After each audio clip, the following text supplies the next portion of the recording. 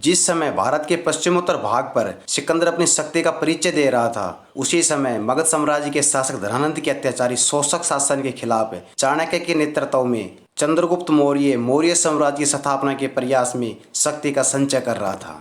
नमस्कार दोस्तों, वीडियो शुरू करने से पहले आपसे एक छोटी सी प्रार्थना है कि आप पहली बार टेसरा हिस्ट्री चैनल का वीडियो देख रहे हैं तो चैनल को भी सब्सक्राइब जरूर कर लीजिए। यहाँ आपको आपके इतिहास से रूबरू करवाया जाता है। अज्ञात पिता के विख्यात पुत्र चंद्रगुप्त मौर्य का जन्म लगभग 345 ईस्वी पूर्व में हुआ था। वह अपनी विधवा माँ के यहाँ पालित हुआ था।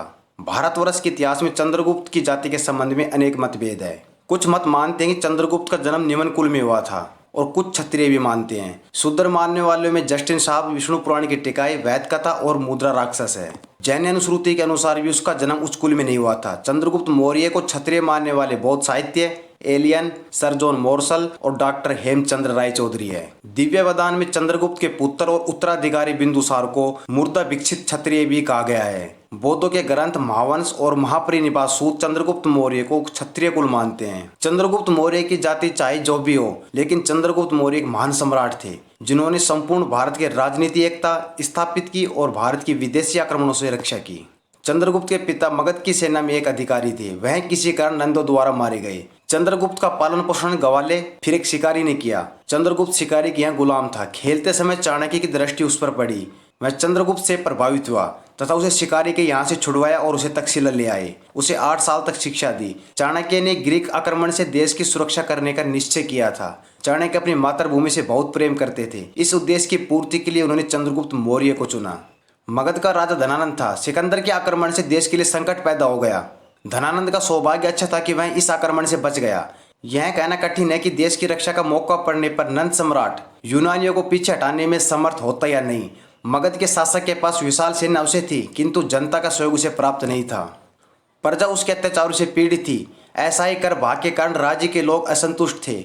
देश को ऐसे समय में एक ऐसे व्यक्ति की आवश्यकता थी जो मगध साम्राज्य की रक्षा तथा वृद्धि करे, विदेशी आक्रमण से उत्पन्न संकट को दूर करे और देश के भिन्न भागों को एक शासन सूत्र में बंधकर चक्रवर्ती सम्राट के आदर्श को चरितार्थ करे। चंद्रगुप्त और चाणक्य ने अनेक प्रयासों से धन और शक्ति अर्जित करके नंद साम्राज्य के केंद्र मगध पर आक्रमण किया, परंतु वह असफल रहे और उन्हें जान बचाकर भागना पड़ा। जब दोनों जंगलों में इधर उधर भटक रहे थे तब एक बूढ़ी औरत के पास गए और आज्ञा लेकर खिचड़ी खा रहे थे तो चंद्रगुप्त बीच में खाने लगा और उसका हाथ जल गया। इस घटना पर उस बूढ़ी औरत ने कहा कि बेटा, खिचड़ी को अगर बीच से खाओगे तो हाथ तो जलेगा ही, खिचड़ी को किनारे से खाना चाहिए। इस पर चाणक्य और चंद्रगुप्त ने अपनी गलती का एहसास हुआ।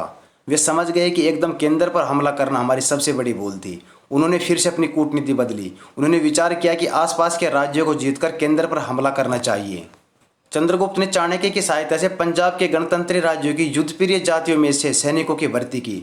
उसने यूनानियों को बाहर निकालने का मुख्य मकसद बनाया था, जिसमें अंत में वे सफल भी रहे। इस कार्य में उन्हें पहाड़ी शासक से काफ़ी मदद मिली। इस कार्य में भारतीय क्षत्रिय के विद्रोह, यूनानियों के विरुद्ध 325 ईस्वी पूर्व यूनानी उत्तर सिंध के प्रांतपति केलिप की हत्या तथा 323 ईस्वी पूर्व में सिकंदर की मृत्यु ने काफ़ी सहायता की।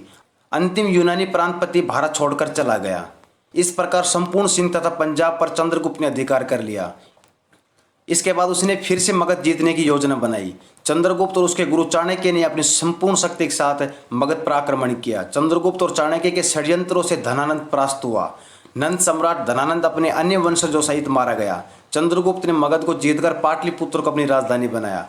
धनानंद की अयोग्यता, नागरिकों की अप्रियता, चाणक्य की कूटनीति तथा चंद्रगुप्त का रणकौशल नंद वंश के पतन का कारण बना। दोस्तों, कैसा लगा आपको यह वीडियो कमेंट करके जरूर बताएं। ऐसी और वीडियो देखने के लिए टेसरा हिस्ट्री चैनल को भी सब्सक्राइब जरूर करें।